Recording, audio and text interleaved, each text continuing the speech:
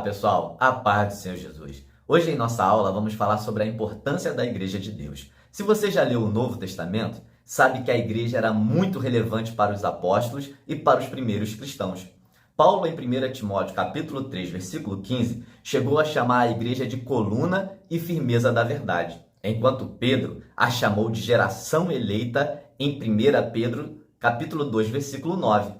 Nesta lição, mostraremos o que a Bíblia de fato revela sobre a Igreja de Deus. Veremos que a Eclésia, a Igreja de Deus, longe de ser meramente uma associação de pessoas, é uma instituição divina. Vamos para o nosso primeiro ponto: o povo de Deus na Bíblia e na história. No Antigo Testamento, o termo hebraico, kahal, é usado para se referir a um ajuntamento do povo de Deus debaixo do Antigo Pacto. Nesse aspecto, o uso é de uma convocação para uma assembleia, ou o ato de reunir-se em assembleia. Dessa forma, kahal é descrito como o povo reunido, Deuteronômio 4:10, congregação do povo, Juízes 22, multidão, 1 Samuel 17:47, congregação, 1 Reis, capítulo 8, versículo 22. Congregação de Israel, 1 Crônicas 13:2. E grande ajuntamento, Neemias 5:7. O termo kahal, portanto, no contexto do Antigo Testamento, se refere ao Israel étnico, uma nação que se ajuntava ou reunia tanto com os fins culticos ou não. Já no Novo Testamento, o termo grego eclésia se refere à igreja cristã. Contudo, no contexto neotestamentário, o seu sentido diferirá do que lhe é dado no Antigo Testamento, tanto na forma como na função. Não é apenas uma raça ou nação, mas todos aqueles de diferentes raças e nações que foram comprados pelo sangue de Cristo. Efésios capítulo 3, versículo 6, Atos 20, 28 e Apocalipse 5, 9. Assim, o seu sentido no Novo Testamento é majoritariamente sacro, isto é, de uma assembleia de crentes que se ajuntaram para adorar a Deus. Atos capítulo 12, versículo 5 e Atos 13, 1.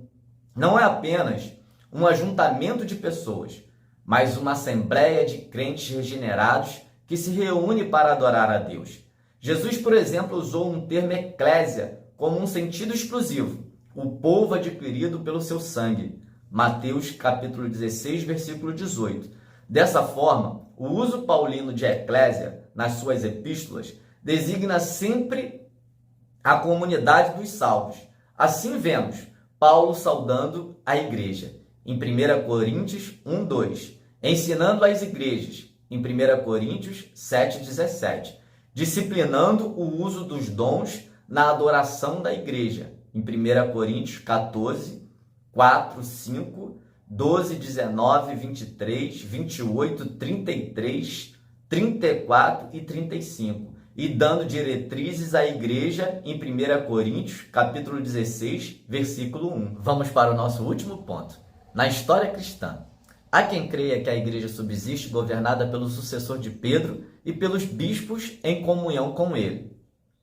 Evidentemente, a tradição protestante rejeita esse conceito, visto que ele não reflete o contexto do Novo Testamento, onde a figura do sucessor de Pedro é totalmente estranha e desconhecida.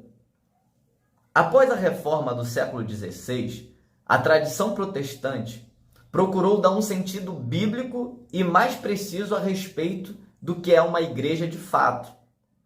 Em uma grande denominação protestante histórica, a igreja é definida como uma congregação local de pessoas regeneradas e batizadas após a profissão de fé. Por outro lado, de acordo com um documento de uma grande denominação pentecostal americana, entendemos a igreja como o corpo de Cristo, a habitação de Deus, através do Espírito Santo. E assim ficamos por aqui. Essa foi a nossa aula. Que esse conteúdo sirva para o seu crescimento espiritual. não deixe de fazer os exercícios. Qualquer dúvida, é só chamar. Que Deus abençoe a sua casa, a sua família, todo o seu crescimento espiritual e até a próxima aula.